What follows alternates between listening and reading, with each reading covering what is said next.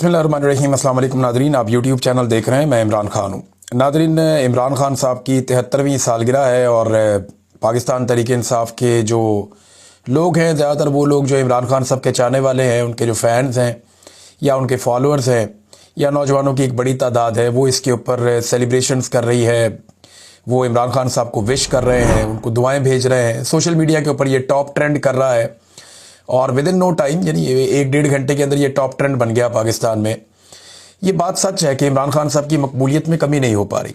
पाकिस्तान की एस्टेब्लिशमेंट ने पूरी कोशिश की है सोशल मीडिया को कुचलने के बाद, काफ़ी खौफ व हरास भी फैलाया, तहरीक इंसाफ के अंदर दरारें पैदा करने की कोशिश की। इमरान खान साहब के हवाले से बहुत सारा प्रोपेगेंडा किया गया, उनके ऊपर जाली मुकदमात बनाए गए, मजहब कार्ड इस्तेमाल किया गया। सारा कुछ करके देख लिया, इसके बावजूद इखलाक से गिरी हुई हरकतें भी की।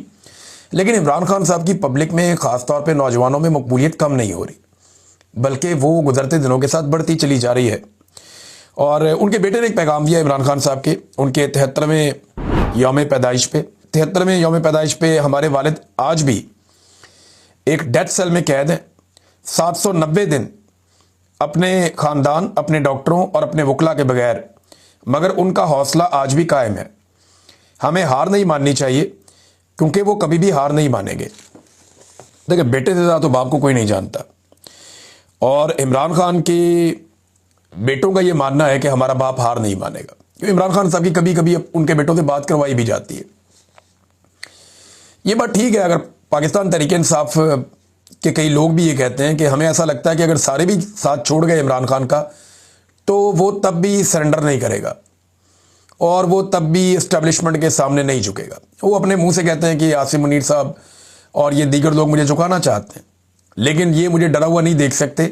मुझे डरा हुआ देखना इनकी हसरत रह जाएगी। ये इमरान खान साहब ने खुद स्टेटमेंट दिया है। साथ में वो ये भी कहते हैं कि अगर मुझे कुछ हो गया तो उसके लिए जिम्मेदार आसिम मुनीर साहब होंगे। अपनी वाइफ के हवाले से भी वो यही कहते हैं कि अगर साबिक खातून अव्वल को कुछ हो गया तो आसिम मुनीर साहब को वो कहते हैं वो जिम्मेदार होंगे। और ख़वातीन को जेल में डालना वैसे है भी मायूब। इमरान खान साहब ने अपनी शानदार एक ज़िंदगी गुजारी है, उनकी ज़िंदगी के बहुत सारे पहलू हैं। जवानी में ही वो कौम के हीरो बन गए थे। 1971 से लेकर 1992 के वर्ल्ड कप तक उन्होंने कौम के ऊपर राज किया और वर्ल्ड कप जिताया पाकिस्तान को। उसके बाद फिर उन्होंने शौकत खानम अस्पताल बनाना शुरू किया, नमल यूनिवर्सिटी बनाई। फिर वो एक लोग उन्हें जानते थे एक मोटिवेशनल स्पीकर के तौर पे, फिर एक लीडर के तौर पे। फिर उन्होंने एक पॉलिटिकल पार्टी बना के एक लंबी स्ट्रगल की। 22 साल लंबी जद्दोजहद के बाद वो पाकिस्तान के वज़ीर आज़म बने। और वज़ीर आज़म बनने के बाद उन्होंने जो टाइम गुजारा, उस टाइम में उन्होंने वज़ीर आज़म की कुर्सी को कुछ इस तरीके से वहाँ पे इक़दामात किए, या उनका एक ऐसा ऑरा बन गया वहाँ पे कि अब यानी उन्होंने कुर्सी को कहीं और पहुँचा दिया। मैं सीरियसली आपको बताऊँ तो शहबाज शरीफ और इमरान खान की ना करैक्टर में और शख्सियत में बड़ा फ़र्क है। मैं कोई वजाहत की बात नहीं कर रहा, मैं ये बात कर रहा हूँ इमरान खान साहब का करैक्टर बहुत बड़ा है। शहबाज शरीफ साहब की लाइफ में कंप्रोमाइज़ हैं। अब वो सियासत में इसलिए है कि उनके वालिद एक बहुत अमीर आदमी थे और उनके भाई जो है वो वज़ीर आज़म बन गए थे। फिर उनके जर्नैलों से बड़े अच्छे ताल्लुकात थे। जर्नैलों के ज़रिए से इन्होंने अपने फ़ायदे भी लिए, कारोबारी फ़ायदे लिए, फिर अपनी इंडस्ट्री को बहुत बढ़ाया। सारा ख़ानदान सियासत करता है तो मिलजुल के इन्होंने बड़ा एक जैसे पूरा सिस्टम लेकर चलता है, वो उसके बेनिफिशरी हैं।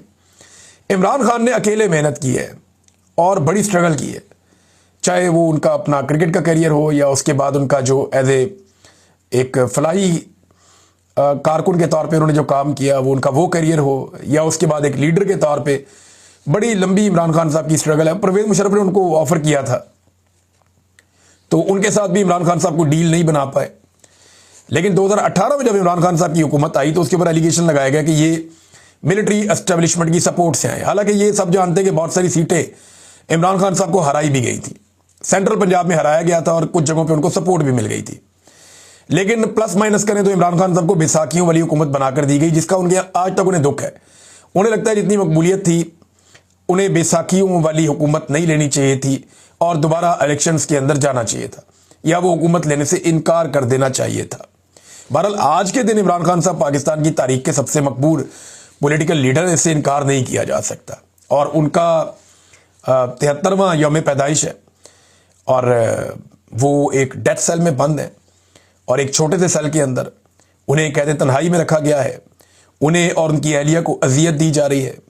बाज़ औक़ात उन्हें बिल्कुल बंद कर दिया जाता है, बाहर नहीं छोड़ा जाता।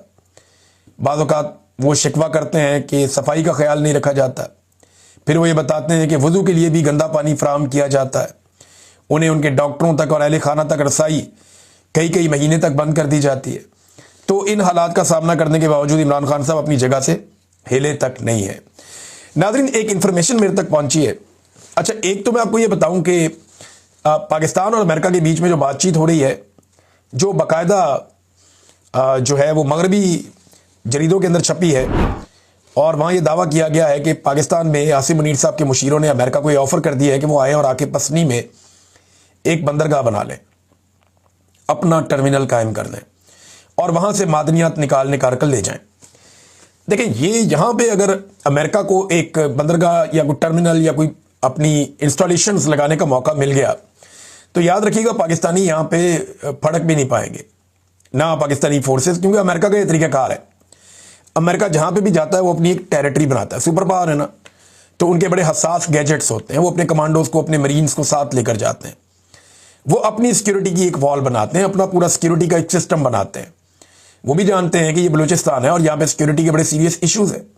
जब वो आएंगे तो वो पाकिस्तान की सिक्योरिटी के ऊपर भरोसा नहीं करेंगे, वो अपना एक पूरा स्ट्रक्चर तामीर करेंगे। वहाँ वो क्या करते हैं, क्या नहीं करते, आप उसके अंदर झांक भी नहीं पाएंगे, आपको पता भी नहीं चलेगा, क्योंकि ये औकात ही नहीं है पाकिस्तान की, ये हैसियत नहीं है कि वो अमेरिका को चेक कर पाए या उन्हें कहे जी हम कुछ देखना चाहते हैं या हमें बताया जाए।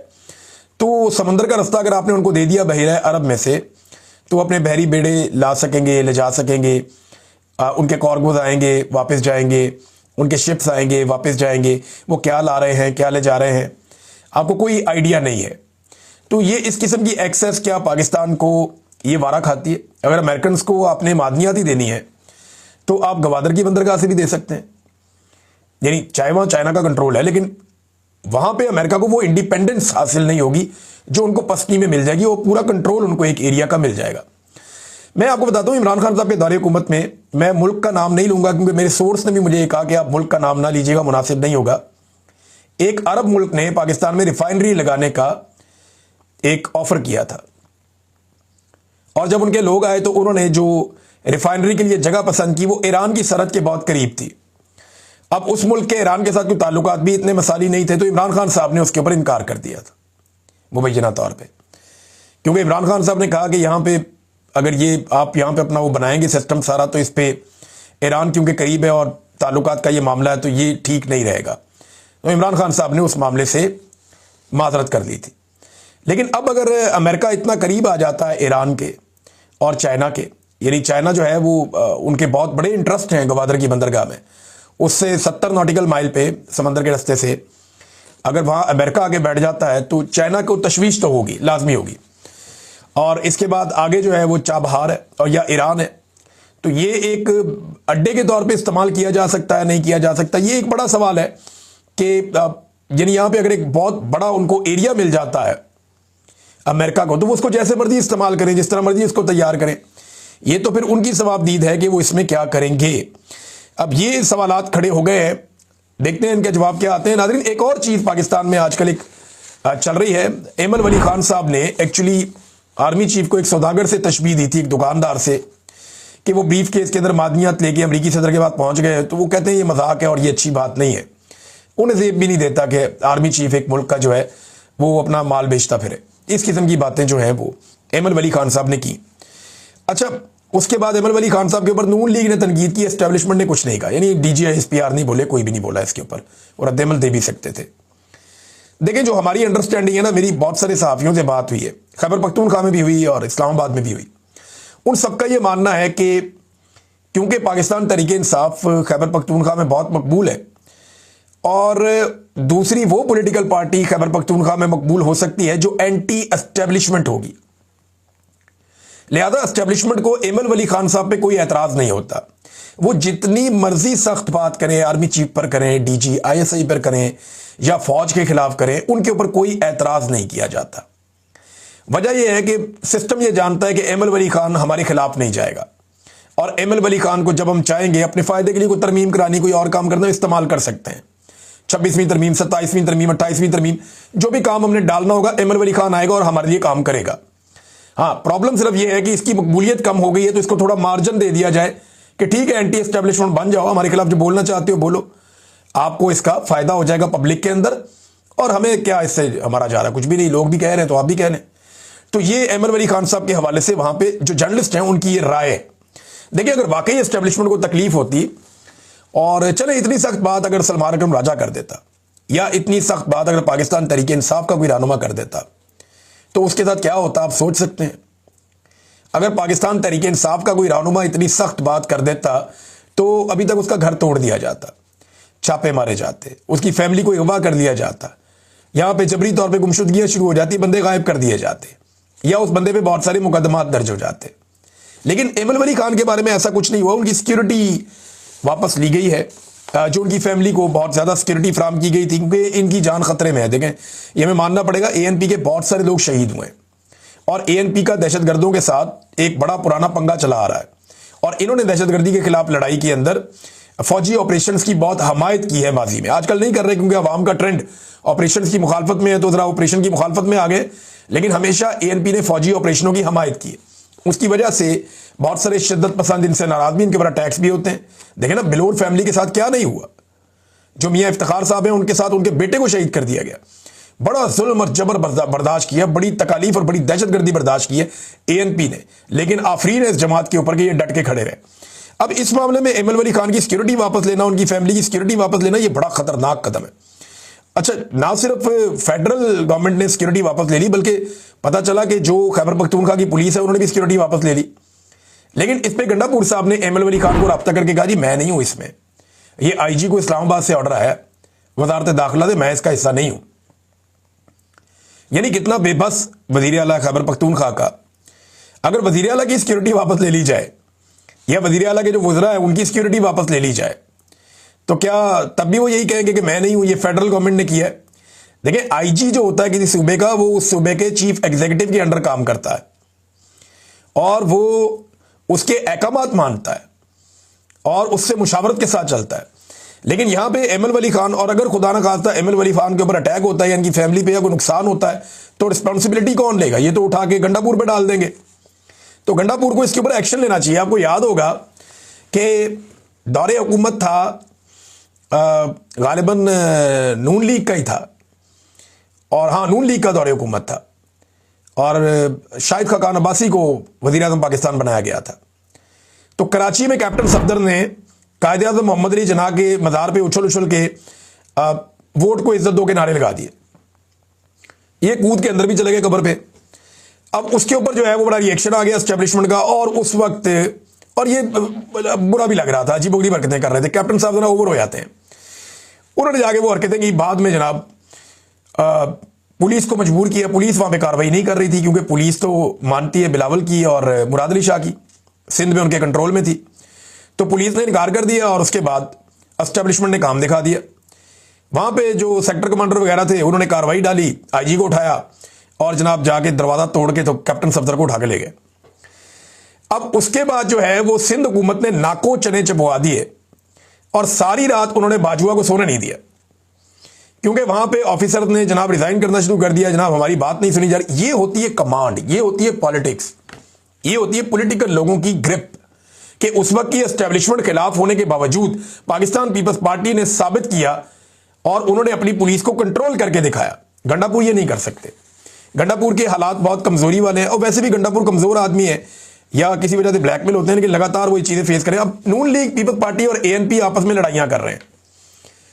वो कहते हैं इससे माफी मांगो, वो कहता है उससे माफी मांगो, कोई कहता है नून लीग मेरे से माफी मांगे, एएनपी कहती है मेरे से माफी मांगे, पीपल्स पार्टी कहती है ये करो, नून लीग कहती है हम क्यों करें। वो आपस में एक लड़ाई लड़ रहे हैं। उसकी वजह पता है क्या? ये सारे मावन अदाकार हैं। ये जो इस वक्त पाकिस्तान में फिल्म चल रही है ना, ये फिल्म एस्टेब्लिशमेंट और तरीके इंसाफ की चल रही है। मुकाबला इस वक्त इमरान खान और आसिम मुनीर साहब का, एक्चुअली जो मुकाबला, सच जो बात बोले, एम हम अपने आप को धोखा देते रहते हैं। सच्ची बात यह है कि इमरान खान साहब का और आसिम मुनीर साहब का मुकाबला है, सादी सादी बात है। आसिम मुनीर साहब को इसमें यह सहूलत है कि वो पाकिस्तान के आर्मी चीफ हैं, ये उनको फायदा है इस बात का। इमरान खान साहब को यह है कि वो पाकिस्तान के सबसे मकबूल सियासी रहनुमा है, बेपना मकबूलियत है, वो इस बात का फायदा उठा सकते हैं। बहरहाल बाकी सारे लोग जो है वो इर्रेलिवेंट है, सारी पॉलिटिकल पार्टीज मावन अदाकार है, कोई तवज्जो ही नहीं दे रहा। अब ये सारी पॉलिटिकल पार्टीज कहते हैं जी हम भी यहां रहते हैं, हमारी भी बात करो। ना कोई नून लीग की बात करता है, ना कोई पीपल्स पार्टी की बात करता है, ना कोई एएनपी की बात करता है। और जब जब ये पीटीआई से लड़ते हैं लोग इनको गालियां देते हैं। तो इन्होंने एक नया तरीका वारदात निकाला और ये बाकायदा डिस्कस करके निकाला कि हम एक काम करते हैं, आपस में लड़ते हैं। हम आपस में लड़ेंगे तो हमारे कारकुन चार्ज हो जाएंगे, यानी एएनपी के कारकुन नून लीग के खिलाफ हम चार्ज कर देंगे, पीटीआई के खिलाफ तो नहीं हो रहे। तो नून लीग के कारकुन हम पीपल्स पार्टी के खिलाफ चार्ज कर देंगे, पीपल्स पार्टी के कारकुन हम नून लीग के खिलाफ चार्ज कर देंगे, फलाने के कारकुन फलाने के। तो आपस में लड़के रूड़ा कुश्ती करके अपनी रेलिवेंस बरकरार रखने की कोशिश कर रहे हैं। कोई ज्यादा काबिल तवज्जो तो ये काम है नहीं। नाज़रीन, एक और बड़ी इंटरेस्टिंग बात है, देखिए कर्मा कैसा कि जैसी करनी वैसी भरनी, मामला सामने आ ही जाते हैं। जनरल बाजवा ने जब रिजीम चेंज ऑपरेशन किया था तो मीडिया को, हम लोगों को, सबको बुरा भला कहा जाता था, गाली दी जाती थी कि आप लोग गलत बात कर रहे हैं। जनरल बाजवा ने ऐसा कुछ नहीं किया, लेकिन जनरल बाजवा ने जिन जिन लोगों के साथ मिलकर यह किया वो सारे लोग वक्तन फवक्तन गवाही दे रहे हैं कि उन्होंने क्या किया और अपने पांव पे कुल्हाड़ा मारा। जैसा कि एमएल वली खान साहब, जैसा कि फजलुर रहमान साहब, जैसा कि मोहसिन दावड़, शाहिद खाकान अब्बासी, मिफ्ता इस्माइल, और अब अली वजीर ने भी गवाही दे दी। असद तूर साहब ने उनका इंटरव्यू किया, अली वजीर साहब के साथ बड़ी ज्यादती की है, एस्टेब्लिशमेंट ने जुल्म किया है, यह जुल्म बंद होना चाहिए। तो उन्होंने यह बताया कि शहबाज शरीफ फौजी अफसरान से डील कर रहे थे और हमें यकीन दिला रहे थे कि पॉलिसी अब बदल जाएगी, तो फिर हमने इनका साथ दिया, काम तो मजीद उल्टा हो गया। ये जनाब हालात हैं कि वो रिजीम चेंज ऑपरेशन जिसे कल तक कोई तस्लीम नहीं करता। देखिए, मैं आपको बताता हूं कि ये ज्यादा टाइम नहीं लगता होता। मुशर्रफ के दौर में वो कहते थे हम मुदाखलत नहीं करते, मुशर्रफ के फौरन बाद फौज ने कहा जी हम करते हैं, ये बड़ी ज्यादती हुई है, अब नहीं करेंगे। राहिल शरीफ के दौर में का कोई मुदाखलत नहीं है, बाद में पता चला हुई थी। जनरल बाजवा लोग कस्में खाते थे, हलफ लेते थे कि हम कोई मुदाखलत नहीं करते, हमने कोई ज्यादती नहीं की। उनके जाने के बाद सारे लोग गवाही दे रहे हैं ज्यादती की है। आज सारे लोग आसिम मुनीर की कस्में खाते हैं। आसिम मुनीर साहब रिटायर होंगे, देखना सारे गवाही देंगे इन्होंने बहुत सियासत की है। जनरल बाजवा के बड़े वफादारों में से एक ख्वाजा आसिफ थे और उन्होंने कहा कि मैंने अपनी सारी जिंदगी में इतनी सियासत नहीं की जितनी जनरल बाजवा ने की है। तो ये तमाम जर्नल रिटायरमेंट के बाद एक्सपोज हो जाते हैं। हमारा फर्क सिर्फ इतना है कि हम उनकी रिटायरमेंट से पहले बता रहे हैं कि ये लोग सियासत में हिस्सा ले रहे हैं जो ज्यादती है। नाज़रीन, हमास और इसराइल के दो वफूद में मुज़ाकरात मिस्र में होंगे, ये बात तय हो गई है और मिस्री वजारत खारजा ने इस बात को ऐलान कर दिया है कि पीर और मंगल को दो वफूद आएंगे, हमास के भी और इसराइल के भी, और कैदियों का तबादला जो है वो इसके ऊपर एजेंडा होगा। लिहाजा मुज़ाकरात शुरू हो गए। डोनाल्ड ट्रंप ने एक नक्शा पेश किया है और नक्शे में ये नज़र आ रहा है कि इसराइल की भारी मौजूदगी होगी गज़ा में, और उन्होंने एक लाइन के साथ इसको डिवाइड किया है गज़ा को, और ये बताया कि एक तरफ इसराइल जो है उसकी मौजूदगी रहेगी और एक बड़ा हिस्सा है वो नज़र आ रहा है, और बाद में शायद यही एरिया जो है जहाँ से इसराइली इनखला करेंगे तो ये मुसलमान मुल्कों की जो फ़ौज बनाई जाएगी, जो कंट्रोल फ़ौज है, वो शायद इस इलाके में आएगी और एक दोनों मुल्कों के बीच में एक एरिया बन जाएगा, एक जोन बन जाएगा जहाँ पे कोई ऐसी फ़ौज खड़ी कर दी जाएगी मुसलमान मुल्कों की जिसकी वजह से आइंदा इसराइल को भी प्रॉब्लम ना हो और गज़ा के लोग भी महफूज रहें। ये कोई इस किस्म का फार्मूला है। देखना यह है कि इसके ऊपर लोग मानते नहीं मानते, लेकिन हिजबुल्लाह के सेक्रेटरी जनरल सैयद नईम कासिम साहब का एक पैगाम आया, मैं आपको पढ़ के सुना देता हूँ। वो ये कहते हैं कि स्पेन को देखो, और इन्होंने अरब ममालिक को मुखातिब किया। इन्होंने कहा स्पेन को देखो, काश तुम भी उन जैसे होते, लेकिन मैं तुमसे उनसे कम ही मांगता हूं। मैं तुमसे सिर्फ यह चाहता हूं कि मुज़ाहमत पर दबाव मत डालो। अगर तुम मुज़ाहमत की हिमायत नहीं कर सकते, फ़लस्तीनी कौम का साथ नहीं देते और इसराइल के खिलाफ खड़े नहीं होते, तो कम अज़ कम मुज़ाहमत करने वालों पर दबाव मत डालो। ऐसा मत करो, ऐसा कुछ मत करो जिससे इसराइल को फ़ायदा हो।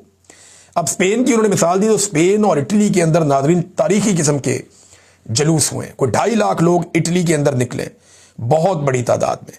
वो 3 लाख लोग एक जगह पे स्पेन में बार्सिलोना में निकले, और मिलियंस ऑफ लोग जो है वो इन ममालिक के अंदर निकलकर सामने आए जिन्होंने गज़ा के हक के अंदर एहतजाज किया। ये बहुत बड़ी बात है, छोटी बात नहीं है, बहुत बड़ी बात है। और मुसलमान मुल्कों के अंदर इस लेवल का एहतजाज बदकिस्मती से अभी तक हमने नहीं देखा। अब नाज़रीन, एक अजीबोगरीब बात मैं आपको गज़ा के हवाले से बताता हूं, इसकी तफसीलात मैं आपके सामने बाद में रखूंगा। हमें यह लगता है ना गज़ा पूरा तबाह हो गया, गज़ा का बेड़ा गर्क हो गया, वहां कुछ नहीं बचा। हमें यह लगता है गज़ा का एक हिस्सा ऐसा है, ये मैं आपको नक्शे दिखाऊंगा और बताऊंगा कि जहां पे हमले नहीं हो रहे। एक हिस्सा ऐसा है जहां पे एक मखसूस ग्रुप है जिसको सपोर्ट की जा रही है, और इस ग्रुप के बारे में अब बैनुल अक़वामी मीडिया में कुछ चीजें सामने आई हैं। ये ग्रुप कौन है, ये गजा में इनको कैसे सपोर्ट मिल रही है, इसराइल और अमेरिकन कैसे सपोर्ट कर रहे हैं, और ये बाकायदा वहां के रहने वाले लोग हैं और इनकी अपनी एक मलेशिया है। इनको वहां पे सपोर्ट देने का मकसद क्या है, कल इनसे क्या काम लिया जाएगा, इसके ऊपर बाकायदा एक रिपोर्ट मौजूद है अभी, क्योंकि वक्त कम है इस वीलॉग में। जो समूद फ्लोटिला के ऊपर जो लोग गए थे इमदादी जहाज लेकर, कश्तियां लेकर और गजा का घेरा तोड़ने के लिए गए थे, इसराइली घेरा, उन्हें गिरफ्तार कर लिया गया था। अब उनमें से बहुत सारे लोग रिहा होकर वापस पहुंच गए यूरोपीय ममालिक में, लेकिन सेनेटर मुश्ताक हमारे अभी तक नहीं पहुंचे। उनके बारे में मुतज़ाद इतलात आ रही हैं और अनकन्फर्म्ड इतलात हैं। कुछ ये कह रही हैं उनके बारे में कुछ पता नहीं चला और वो अभी तक वापस आने वालों के अंदर शामिल नहीं है। हुकूमत पाकिस्तान पर तमाम पाकिस्तानी बार बार ये दबाव डाल रहे हैं, ये बात कर रहे हैं कि सेनेटर मुश्ताक के बारे में वेकअप हो और उनके बारे में पता करवाएं और उनकी बाजियाबी यकीनी बनाएं। दूसरी जानिब कुछ लोग ये कह रहे हैं कि उन्होंने और ये कंफर्म नहीं है, लेकिन ये कहा जा रहा है कि उन्होंने रिफ्यूज़ कर दिया है इमीडिएट रिलीज़ के जो डॉक्यूमेंट उन्हें दिए गए थे इसराइल की जानिब से। वो कुछ इस तरह के डॉक्यूमेंट होते हैं कि मैंने गलत किया और मैं आइंदा नहीं करूंगा, और इस किस्म के वो डॉक्यूमेंट हैं। ये हमेशा ये करती हैं कागजी कार्रवाइयाँ फोर्सेस। तो कहा जा रहा है कि उन्होंने शायद उन पर दस्तखत करने से इनकार कर दिया, जिसकी वजह से वो ये अभी मैं सोशल मीडिया पे देख रहा हूँ। इसकी जो कंफर्म इतलात हैं वो हम गैदर कर लेंगे, अगले वीलॉग में आप तक पहुँचाएंगे। अब तक के लिए इतना ही। अपना ख्याल रखिएगा, अपने इस चैनल का भी। अल्लाह हाफ़िज़।